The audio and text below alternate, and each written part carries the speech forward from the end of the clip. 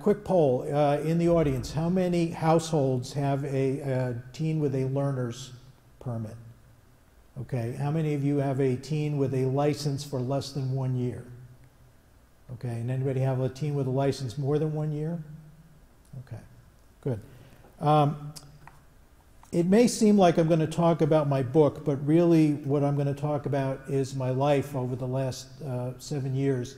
And the goal of this talk is really very simple. I want my lessons to become your lessons without you having to go through the trials and the tragedy that my family has gone through. So it's really very simple. I've learned a lot.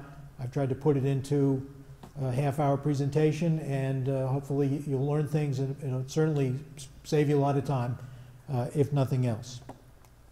So my presentation starts with my son Reid, and if you're like every other audience I've ever spoken to, your first thought is, gee, kind of a nice-looking young man.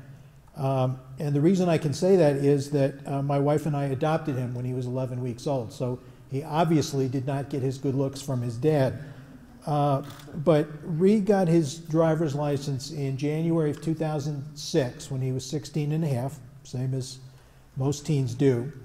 And during the next 11 months, we had some issues, we had some discipline, but he drove crash-free for 11 months. And during that time, I considered myself to be a hands-on, well-informed, responsible parent of a teen driver, in the sense that I had given him all the skills, all the training, you know, the go out to the school parking lot at 7 a.m. on a Sunday morning and set up the traffic cones and drive around these and don't hit them. And I did all the skills that were in the DMV manual, everything I could read and get my hands on, we did all that training. But on top of that, I assumed, and I think a lot of people do, I assumed that since he had taken driver's ed and he had passed the state's course, the written test and the driving test, that it just seemed obvious that the legislators and the law enforcement and DMV had all gotten together and said if he did all those things, he was going to be a safe driver. So as the months went on and he drove crash-free, my wife and I, we let the tether out little by little, giving him more freedom, more time on the road, and frankly more time on the road where we didn't know where he was. So that brings us to the night of December 1st, 2006. We were living in West Hartford, and I was on a business trip in Washington, D.C., and my wife was home visiting friends a few doors away, and Reid was home with his 14-year-old sister. At 9:25, while I was at dinner in Washington, D.C., Reid used a brand new form of communication to get in touch with me, something called a text message. There was a time when there was no such thing as a text message. And the text message was going to Mike's house. Well, okay, it was a little late, but Mike's house in our household was one of those cherished places. It was a safe haven. It was a place he could go pretty much any time because we loved the family and they loved Reid. And so, okay, Mike's house, that's okay. Unfortunately, the trip to Mike's house, which was in Wethersfield, became a trip with two girls from our neighborhood as his passengers headed west on Interstate 84, which is the opposite direction from Wethersfield. And so it was teens out on the road in what we call a joyride, teens hanging out in the car, having fun. Now they got off in Plainville, so let me orient you. Basically, West Hartford is up where the word Connecticut is in the upper right. And they're on, and 84 goes, it follows that 72 in the top right and goes through the middle of the screen. That's 84 West in central Connecticut. So they got off in Plainville, right where just the top middle of the screen where the 72 is. If any of you have been up that, it's the area where the Lowe's Theater is. And if you get off 84 there and then you try to get back on to go at 84 East, it's very confusing. And they got lost, something that's easy to do. So they ended up on 84, go west, going from the top right to the lower left. And now they've got a problem because, remember, no parents knew that the teens were out in the car, and the girls had a 10:30 curfew. So remember, they left the house about a little bit after 9:30. So let me put the pieces together. So suddenly we've got a teen driver at night with passengers. The road happened to be wet. It rained earlier in the day, on an unfamiliar road and needing to get home quickly so that the girls were home before their parents knew that they had blown their curfew. Any expert would tell you a recipe for disaster. So what happened was now they're finally at the bottom of the screen, sort of where the A is.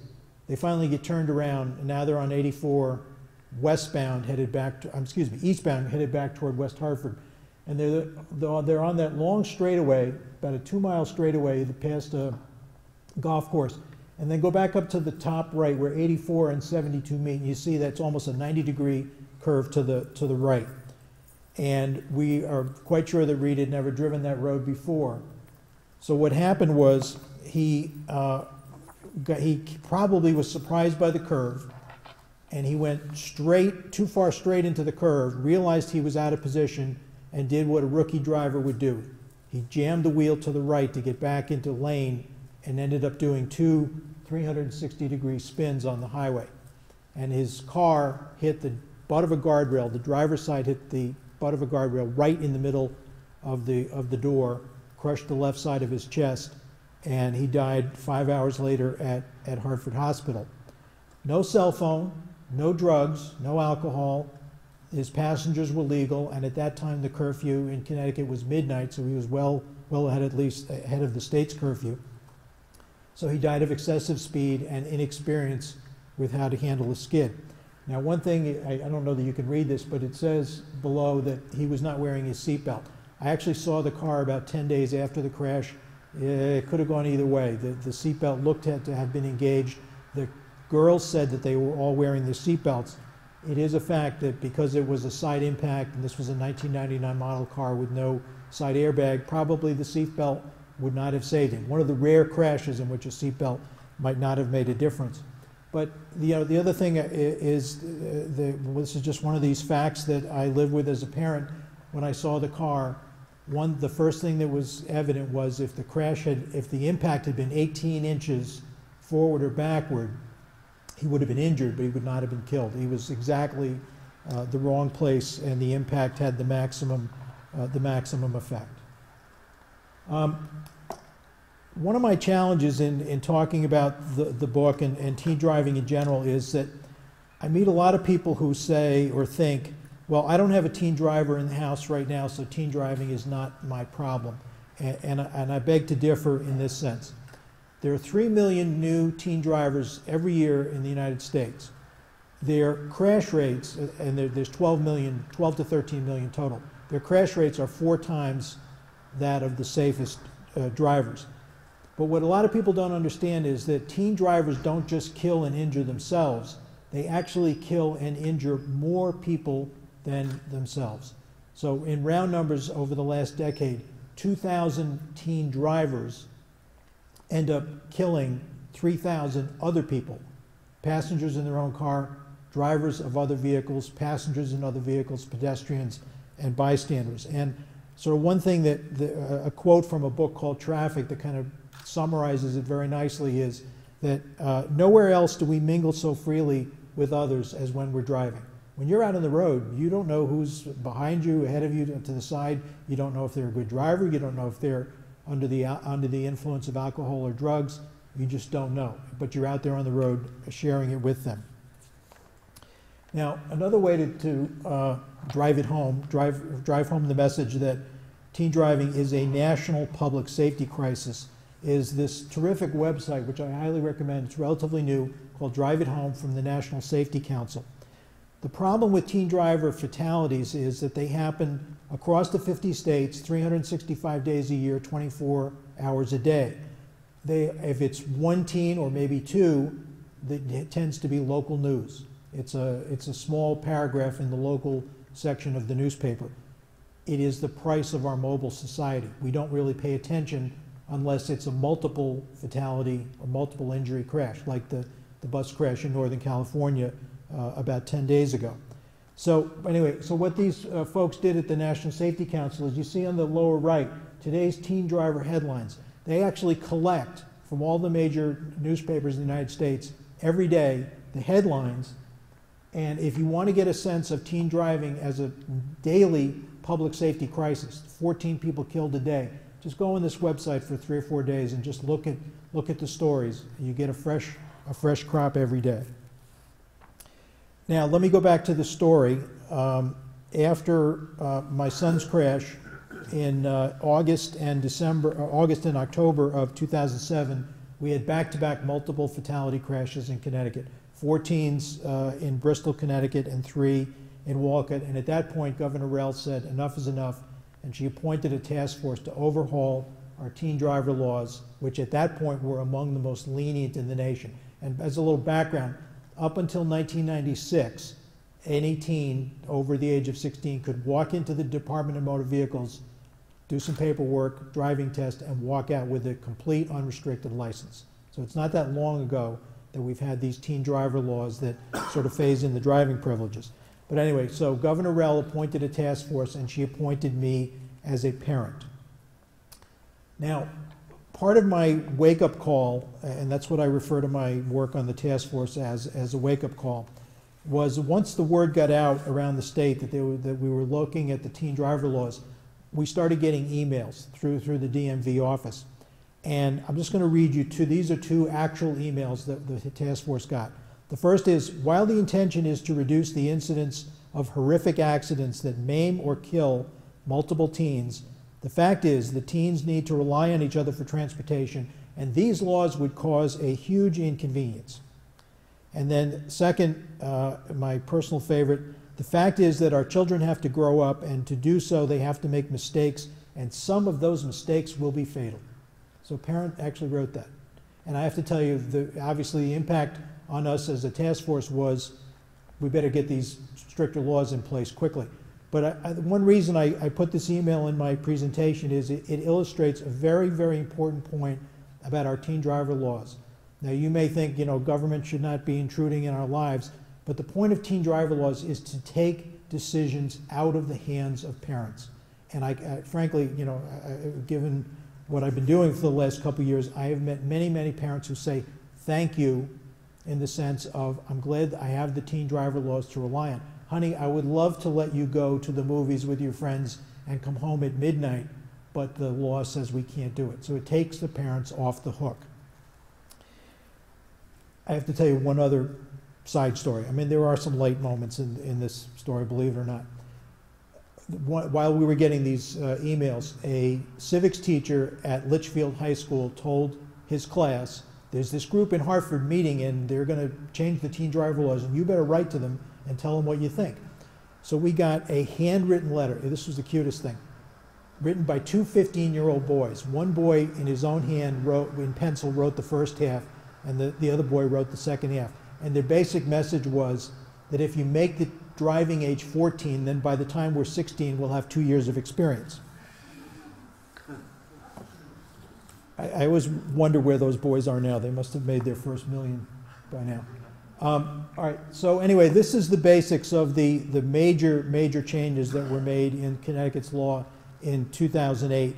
And I'm not going to go through these because hopefully if you have a teen driver in the house, you've sort of committed these to memory. But the most important thing that we did was create this. We're the only state in the country that has a 2-hour mandatory class for the parents. They have to show up when their teen has a learner's permit at the driving school. And I will admit that there's been a sort of a learning curve that is not uniform quality yet across the state in the class. But think about that. If you're going to put your teen on the road, we'd like 2 hours of your time to let you know how dangerous it is. And I think the rest of the country is starting to take notice. As you can imagine, there was a lot of pushback when this was first proposed at the legislature. Now I think, although there certainly is a group of parents out there, and probably always will be, who think the teen driving laws are stupid and an intrusion on their time, but basically I think it's become part of the landscape. And I've not yet really met a parent who told me the class was a waste of time. Sometimes they think it could be better, but I think they agree that if they're going to put their teen out there on the road, it's a good step. So to sort of finish up on my story, serving on the task force, I got a re-education. I learned that back in 2006, those 11 months when I supervised Reid's driving, I really had not been well informed at all. And I concluded that most of the literature that's available to parents makes the assumption that teens will start driving on day one that they're eligible, 16th birthday plus four months with driver's ed. That a parent's only job is to teach them how to drive a car. When they get their license, the parent steps back. But what was missing, in my estimation, and basically when the task force was done, I kept going with my homework, but the literature available to parents doesn't explain why teen driving is so dangerous, and most importantly, it doesn't tell parents what they can do day by day before their teens get behind the wheel to prevent these very predictable, dangerous situations from happening in the first place. So that sort of became my focus, and this is the masthead of my blog, and I'm very, very proud of this. This is what I've been at for the last 5 years, from very humble beginnings. Last year we had almost 30,000 visitors on the blog, and basically the book came about because 2 years ago some of the national traffic safety organizations came to me and said, "You've got enough on your blog, would you turn it into a book?"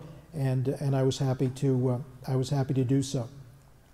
I often say that teen driving has three parts. It's how to drive a car, the teen driver laws, and the parenting. So my work is intended to get at the gap in that third element. So what I want to do now is take a few minutes and just give you the dangers and the advice that I try to give to parents of teen drivers. And what's become my mantra is there is no such thing as a safe teen driver, and why do I paint all our teens with the same broad brush? Teens in the audience, I will apologize in advance, but the first and the most significant reason is, and this is relatively new science of the past 10 years, it's nothing people of my generation learned in high school or college. This comes from brain scans and brain chemistry, but the human brain is not fully developed until we reach about age 22 to 25, and the last part of the brain that develops is the part that provides judgment and restraint, which is why teens are drawn to dangerous situations, to risk-taking, but don't really connect with the dangers of what they're doing. They don't really understand. It's just a biological fact. And if you apply that to teen driving, parents need to understand your son or daughter can be a Boy Scout, a Girl Scout, a straight A student, a model citizen, and have 10,000 hours behind the wheel. It doesn't speed up the brain development. It's a danger that you just have to plan for and deal with because there's nothing you can do about it. Now, second is that the experts say, and the statistics show, that good driving, safe driving, requires 3 to 5 years of experience. So compare that to the 40 hours, 1 week, 8-hour days, that we require to put a teen on the road. The hours we require to put a teen on the road is a drop in the bucket compared to what creates a relatively safe driver. Third is, this is also very well shown by the experts in the research, new drivers look at the perimeter of the car. Their goal is to not hit anything. They don't look down the road at the developing traffic situation, which is what you have to do in order to perceive the situation, do something with your car, slow down, take evasive action. That's how you avoid a crash, by looking down the road, and teen drivers don't do that. Which is another way of saying that is it takes time to get the confidence to be able to look down the road and not look at the perimeter of the car. And the fourth reason is we train our teens on local familiar streets. You often in compact cars, Ford Taurus or something like that is the car of choice for driving school. And then we let the teens go with high performance vehicles, SUVs, pickup trucks, and they're driving on the Mass Pike into Boston. And so they're learning to navigate and they're learning to drive at the same time. You adults, think of yourself, you go to a new city, you rent a car, you're looking up at the signs, trying to find your way around. Well, think about combining that with learning how to drive the car at the same time, and that's the teen driver experience. So there are no shortcuts, and parents just need to be realistic about these dangers. Now, what should a parent's attitude be? And the image I like to propose is act like an air traffic controller. And I actually have had a lot of parents say that this is one of their favorite chapters in the book. Treat driving like flying. You would never toss the keys to an airplane to a pilot and say, be careful. And you shouldn't do that with a teen driver in a car either. You are the air traffic controller. The car does not leave the driveway until you give it the thumbs up, and you don't give it the thumbs up until you've gone through the safety checklist, and you do that each and every time, just like you would, an air traffic controller would with a pilot. Destination, route, timetable, equipment check, communication plan, and so forth. So that's just a mindset to help you think about the situation. I've already said, and I'll repeat, that driver's ed is essential because teens need to know how to operate a car and they need to know the rules of the road. But don't think for a moment that a graduate of driver's ed is a safe driver. A graduate of driver's ed is a beginner at a very dangerous undertaking. So driver's ed does not create safe drivers. Another way to think about this is that in statistical terms, the risk of a teen driver being killed is about 1 in 4,300, and the risk of an injury is about 1 in 30. But that's the average. You know the saying, I got 1 foot on a bed of hot coals and 1 in an ice bucket. On average, I'm fine, but that's not the whole story. There are factors that take these average risks and elevate them to almost 1-to-1, where it's what we call a crash waiting to happen. Impaired driving, alcohol and drugs, distracted driving, which we'll come back to in a minute, speeding, racing, misconduct, fatigue, the hardest thing for a parent to monitor. Your son or daughter is up late or even all night writing a paper, church activity, sports activity, whatever. Do you really want them getting in the car the next morning when they haven't had sufficient sleep? That's a judgment you need to make every day. Night driving, bad weather, or any combination. Go back to my son's crash. A combination of several of these factors. Now, this next one, when I talk about this, I find that parents have sort of an aha moment. This is something that's sort of right below our consciousness, and when you point it out, they say, oh, that makes sense. Purposeful driving is when a teen has a destination, a route, a timetable, and a reason to get to a particular place on time and safely. Going to school, going to a job, going to an activity. They're going to drive conservatively and slowly because they want to get there. It's the joyriding, multiple teens in a car for fun, where we see the misconduct, the peer pressure, and the distractions. Last summer in central Connecticut, between the middle of May and the middle of August, we had 10 teen driver fatalities.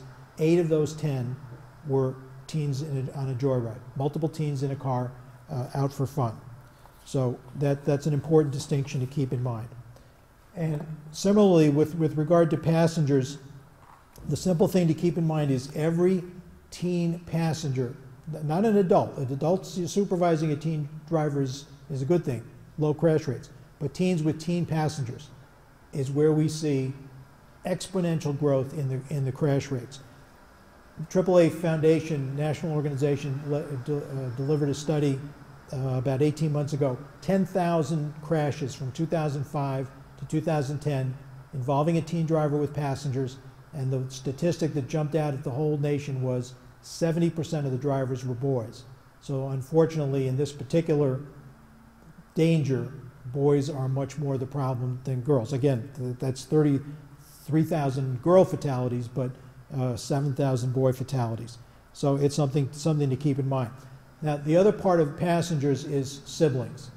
It is an unfortunate reality that most of the teen driver laws, including Connecticut's, allow a teen driver to transport immediate family members, siblings, after a shorter time than non-family members. 6 months in Connecticut for siblings, a year for non-family members.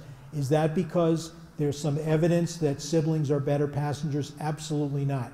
This is just because of tradition and, frankly, parent convenience. It's very convenient for the parents. They like having that provision, but I have a friend, Dave Preußer, who's a very well-known traffic safety researcher. He has this great quote: "Do you really want to entrust your most precious cargo to your least experienced driver?" About 3 months ago, there was a 17-year-old driver in Minnesota driving his 14 and 13-year-old siblings. All 3 of them died, and I watched the father get interviewed on the Today Show, and there was such a disconnect there. It was horrifying. The most dangerous times of the day, the 2 that we don't think about, are immediately after school. Ground zero for multiple teens in a car for teen drivers with passengers. The school parking lot is the Walcott crash that I talked about earlier. 3 teens was a school had let out early because of a water main break. The 3 teens got in the car, headed for fast food in the middle of the morning, and the driver tried to go quickly around a truck. He didn't get back into lane, and the 3 teens died. So immediately after school is a very, very dangerous time of the day. And then the other, I mean, obviously we think about late night and Friday, Saturday, but summer. 60% of the teen driver crashes happen between May and August. Why? Because that's when we get the joyriding. That's when we get the multiple teens in a car out there for fun. Now, texting. I better drink a little water before I go to this topic. I assume by now everybody understands that texting is driving blindfolded. Your eyes are off the road, your hands are off the wheel, your mind is off the situation. Texting eliminates reaction time. Remember I talked about looking down the road. The average text takes 5 seconds. A car at 60 miles an hour goes a football field in 3 seconds. So you're driving that long a distance, not seeing where you are. The only standard that makes any sense for a teen driver with a cell phone is zero tolerance, by which I mean the cell phone goes in the glove box before the ignition is turned on, and it stays there until the ignition is turned off. I'm not a fan of these apps that some of the wireless providers have that will send an automatic message. I mean, the phone is in the cradle, and you're going to rely on an automatic message. It just, if the phone is there, I just think it's too much of a distraction. We'll get to teen driving agreements in a few minutes, but I advocate in a teen driver agreement a very clear standard. No driver of a vehicle that's not in park shall use an electronic device to text, type, read, watch a video, or make a phone call. Those are all and notice I didn't say cell phone, I said electronic device. The growing problem, in addition to cell phone use, is these newer model cars that have this big screen in the middle of the dashboard that has interactive internet capability. You can read a restaurant review, you can update your Facebook page while you're driving. So electronic distraction these days is not just cell phones, it's also these other electronic devices. Should a teen use a GPS? In Connecticut, it is legal for a teen to use a GPS. It's a navigation device. But here's what I think is the risk. Number one, the only thing worse than a teen driver is a lost teen driver. GPSs are not infallible. But I worry that a new driver, when that voice in the Garmin or whatever the technology is says, turn left here, that a new driver processes that as it's safe to turn left here, which of course is not the Garmin, the GPS is not telling you it's safe, it's telling you which direction to go. So GPSs are a risk. And headphones and earbuds hearing is part of your safety equipment. If you have blocked that off, especially as a new driver, you're creating an additional level of risk for yourself. Okay, let's go a little closer to home here and talk about what schools can do. Most high schools in the United States during the summer send out a form that basically asks parents 3 questions. Number one, can your student drive him or herself to and from school, yes or no? Number 2, can your student drive other students of the school to and from school events? And 3rd, can your student be a passenger of other student drivers to and from school events? Well, if you've been listening to what I've been saying, you know that these forms, which have been around for a long time, create a very dangerous situation. And often the schools and the parents don't even think about it because it's been going on for such a long time. But these forms create situations of multiple teens in a car. Yes, it's purposeful driving because they're going to and from school events, but it's still multiple teens in a car. I had a call a couple of months ago from a mother in Fairfield County, Connecticut, whose daughter was the captain of a sports team. She was a junior. And she learned that the team was relying on other members of the team, students, to drive to and from away games. And she was horrified. She said, I'm not going to allow that. And she approached the school, and the school said, well, then your daughter can just resign from the team. So the school said, you choose between your daughter's safety and her participation in athletics. And I just thought that was unconscionable. But I will tell you, the end of the story was the mother was deathly afraid to speak up anymore, lest there be some consequences for her daughter and her family. So the one thing this school can do, and I say this every time I talk at a high school, take a look at your form and see, at least it should say that everybody has to comply with the state passenger laws. The school events are not an exemption from the passenger rules. In my book is a national model of a teen driver contract, and these are a very important underutilized tool.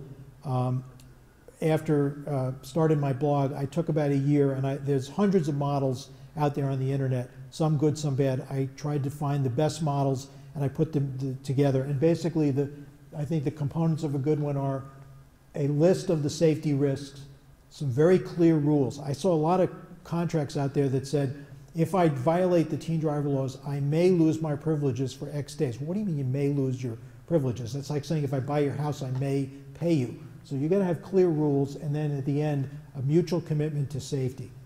And signing, I think there's actually some magic in the teen and the parent sitting across the kitchen table, talking about it, and deciding what the rules are, and then signing, saying we're going to work together on this.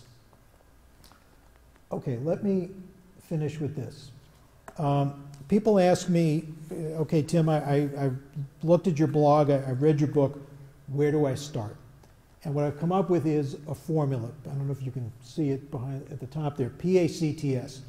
The 5 biggest dangers for teen drivers. And I'm not saying if you get your arms around these that you're going to have a safe driver, but you will be well on your way to getting your teen into a safer situation. So let me get a little audience participation here, see if you can figure out what these letters stand for. So P, the 5 biggest dangers. What's one that we've talked about that starts with a P? Passengers. And A is actually something we didn't talk about because I'm not very expert at it, but it's alcohol. Round numbers, 35,000 crashes and fatalities in the United States, just under a third involve alcohol. And obviously alcohol is a huge problem for all ages and also the teen population. Driving and alcohol don't mix. I don't know that I need to say more about that. C is something we did talk about, although the C might hide it a little bit, is curfews, night driving. Controlling the curfew for teen drivers now is 11 o'clock. Night driving and curfews requires careful planning because your teen needs to know when they're going to go and when they're going to come back, when they're going to need to leave in order to be off the road safely by the 11 p.m. curfew. Now T, if you don't get T, I'm leaving right now. Texting. And S is one that we talked about early on, is seatbelts. So these are the 5 big dangers. If you can focus with your teen on passengers, alcohol, curfews, texting, and seatbelts, no guarantees, obviously, but you will have gone a long way towards helping your teen drive safely. Now, I'm just going to bring up one more thing, which I don't have a slide for. Looking ahead, we're coming up on May 1st. Remember I said the summer months, May through August, the most dangerous time of the year. And I mentioned that in the summer of 2013, we had these 10, in central Connecticut, 10 teen driver fatality crashes. And here's the problem. Of the 10 who died, 7 were 18 or 19 years old. So one of the questions that the traffic safety community is looking at right now is, we now have 5 years since 2008 of these very strict rules for 16 and 17-year-olds. Have we now pushed the problem up to the 18 and 19-year-old category? Remember, the brain of an 18 and a 19-year-old is still not fully developed. So we have these strict rules on passengers and curfews for 16 and 17-year-olds. There is a growing number of teens that are waiting until they're 18 or 19 to get their license. So they are doing what, remember I said, 1996, you could walk into DMV and walk out with your license. 18 and 19-year-olds can pretty much do that. So the traffic safety community is looking at whether we need to extend these rules to 18 and 19. Don't expect it to happen anytime soon because it's a whole different issue dealing with 18 and 19-year-olds, if only because they can vote and the legislators are going to take that into account. But it is a problem. Don't think that when they get to be 18 and they're out from under the teen driver rules that all bets are off, that you can just let them go, because there's mounting evidence that we need to look at that segment of the population also. Okay, I've been yakking at you now for too long.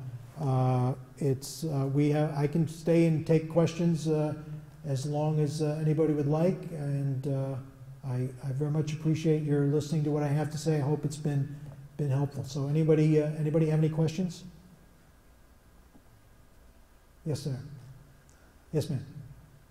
I have a son who's probably 17 soon, and he has no interest in driving. Good. Should I go with that, or should I encourage him to get in the car and teach him? Okay, this lady's son is 17 and he's shown no interest in driving. Should we just go with that or encourage him to drive? The only safe answer is wait. It's really good, actually. If you and he agree that he's not ready to drive, I would never encourage a parent to push a teen who doesn't think he's ready to drive. I mean, it works two ways. There are some parents who they push a teen who doesn't want to drive, and then and then the opposite situation. But you can't really start the process until both of you think that you're ready to drive. And one of the elements of judgment that every parent needs to make on their own is, does my son or daughter have the emotional maturity, and there's a little bit of physical strength involved in driving. Are they ready to drive? And so I absolutely would not push it. It's less convenient for you because you have to do more driving than you would otherwise. But certainly don't push a teen to drive because of your own convenience. Bravo if your teen makes the decision that I'm not ready to drive yet. That's a very mature teen. That was a longer answer than you wanted. Yes, sir. Yes, ma'am. Do those programs that come to the schools that show those graphic pictures with all the mangled cars and bodies do anything? The question was, do the programs that come to school and show the mangled bodies do anything? Great question. I am not a fan of blood and guts and twisted metal, and here's why. If you think about it, we pay money to go to the movies to see that stuff. I just think that when teens see that, it's entertainment. It's not really any different than what they see in R or even PG-13 movies, and I just don't think it has the impact. And this is going to sound a little self-serving on my part, but I think what's effective for teens is understanding the consequences for their families of what happens if they make a really bad decision. Now, I know on Friday, I guess the teens are going to have a presentation from Impact Morning Parents Act. I've been somewhat involved in that organization, but that's mothers and fathers who have lost teen drivers talking to the kids, not about driving, but about what happens to a family after you lose a teen. And I think that's where the kids start to pay attention. I've seen several Impact presentations, auditoriums 3 times the size of this, and you could hear a pin drop because the kids are paying attention, because they're thinking about their own mortality often for the first time. And so I don't think that the blood and guts do it. I think it's the human stories. But that's a great question. Thank you. Yes, ma'am. Marianne. What happened 2 years ago when Impact came here, the audience was filled with juniors and seniors who couldn't do anything, and there were several students that talked about, I don't want that to happen to my family. So that's exactly the message that comes across, and we're hoping it doesn't happen to my family. Yeah, my daughter Martha was an Impact speaker for a couple of months. She moved on to other things, but she still gets, I guess, Facebook messages from kids. I saw you speak, and I hope I never have to be a sister like you are, and so forth. So it's a powerful thing. Yes, sir. Do you know of any, I guess by 2016, I'm not sure of the exact year, they're going to mandate rear view cameras in automobiles. Is there any legislation, or do you know of any pending legislation to put active or passive technologies in automobiles to restrict cell phone and wireless communications except for 911 calls? Well, there are, we have 40 states that ban handheld cell phone use. We have 10 states that ban handheld and hands-free, which is an interesting disparity because most of the research is that hands-free and handheld are the same level of risk. There's two elements of the question. You know, I talked about these interactive screens that are making their way into the cars. The federal government controls the manufacturing standards for the cars. And believe it or not, you could ask the question, well, you know, we have the Food and Drug Administration. The government won't let a drug on the market until it's been proven to be safe. But with these electronics, the screens and the push buttons and all the things that can actually kill people because you're not looking at the road, the federal government only has guidelines. I'll make a political argument. You know, the Ford and General Motors were in bankruptcy 5 years ago. These electronics are very profitable for the companies. The federal government was not going to restrict them when they're trying to dig themselves out of an economic hole. I think that's just one of the realities. But the motor vehicle operation, what you can do with an electronic device is state law. And so other than banning the hands-free and sometimes the banning the handheld and sometimes the hands-free, the states have taken a very lenient approach with these electronic distraction laws. And maybe the best example is the electronic distraction laws are focused on the cell phone. They're not focused on these dashboard-mounted screens. So we have a long way to go legislatively to deal with this problem. And I'll just tell you one other quick story. On Saturday, 3 days from now, I'm going to the Lifesavers Conference, which is the national meeting of the traffic safety community, the hospitals, the law enforcement, the highway safety offices.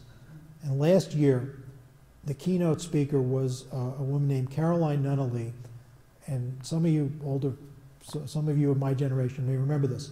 In 1987 in Kentucky, a drunk driver plowed into a school bus and killed 25 children. He had 4 convictions, 4 previous DUI convictions. That was the beginning of the drunk driving, the Mothers Against Drunk Driving, the anti-drunk driver movement in this country. So let me just ask this question. I'm not going to answer it, but I'll pose it. Are we waiting for a similar crash involving electronic distraction?